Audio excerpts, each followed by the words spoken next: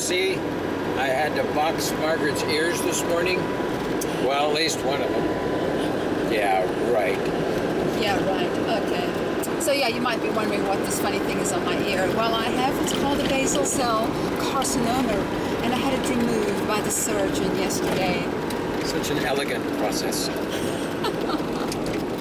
We're on our way to a Dance to Be Wild group. Sheila, our friend, runs Dance to Be Wild. It's a concept that's rather unique. Fantastic. Where young dancers, local dancers, are encouraged to learn about wildlife while they learn to dance. The idea behind it being that as they gain confidence in their skills, they gain confidence in themselves and thus have more of an inclination to take care of themselves, their environment, and wildlife. Rather a great concept. We're going to one of the newest groups in the Durban area. Take your left, your right. Ooh, Dudu. Sorry. This You're one? right up there. You're going straight. Okay. We can trust you now.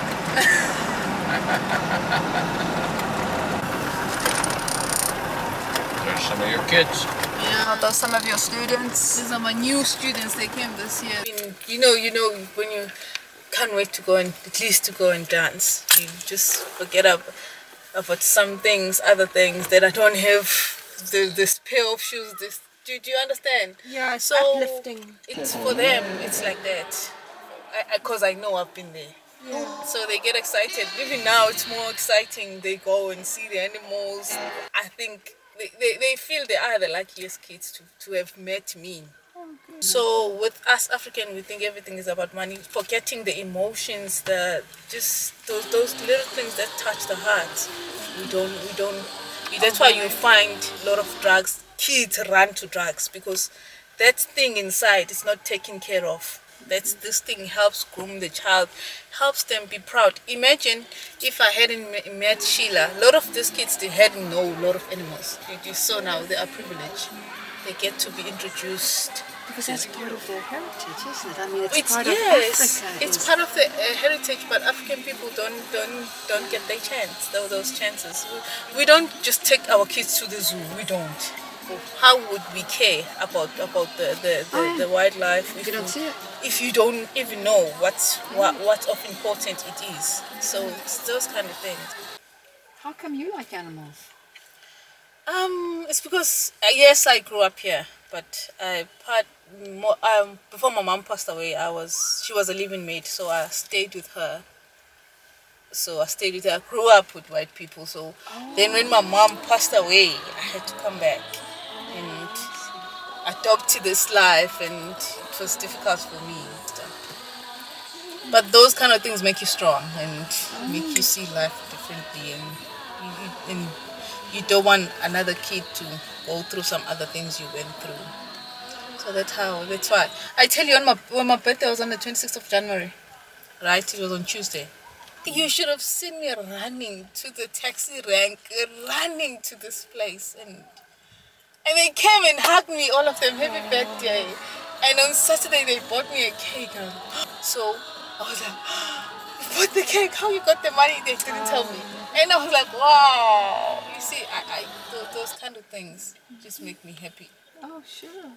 She's new. I think it's her third week now. This one, she's still new. She's eager to learn. And you can see the letters they write. Thank you, Auntie. Thank you for saving my life. Saving the life.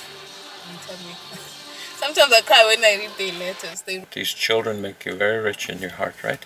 Oh, I tell you, I don't know, I tell you. Sometimes I feel I'm crazy. The way they make me happy. With your NPO now, yes. What is your mission? What is it that you want to accomplish? I want, because example, the hall, I don't have access. So I want to have something to get a building or something where they can come any time of the day. The place safe place. Yes, where they can just come anytime. So I want the place like home to them. Yeah. They can come and do anything. It's not just dance. There's a lot of talent. You can drawing and writing. Exactly. Or whatever. Exactly. Yeah. And there's a lot of talent, and there's a lot of things when you have time with the kids you can just find. So that's why I'm saying I feel this 2 hours is nothing. It's nothing. So they always laugh at me when I say one day I win lottery and I build a place, a huge place for you and yeah, but things I want a place that will let them be kids.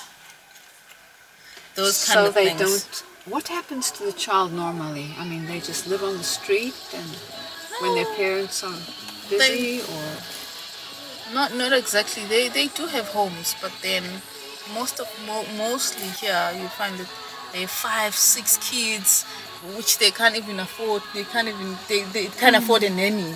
They are on their own. You find maybe the 12-year-old is the oldest. You see now that kid is not a kid anymore. Right, because he's not being charged. Yes, he's not enjoying to be a kid. So most of them are with grandmothers, those kind of things. Oh, are they? Because is AIDS a problem? Exactly. So many children have lost a parent, so there was a grandmother. Yeah. There's this other one who stayed with a grandmother. There was like 3 of them. She's 10 years. She has to take care of these 2 after her. She's 10. I met her. She's not dancing anymore, and I asked her, "What happened?" "My granny is sick. I have to take care of her. I have to take care of her." 10-year-old. And I was like, I didn't want her to see me that I'm crying, because I'm like, so it's like that. I just want to see them happy, understanding who they are, being proud. Okay. Being proud of where you come from. How nice they didn't allow me to use the home. I see why you want a place where you can. You don't always have to go begging. Whenever I have this idea, I wake up and just the morning I call the kids and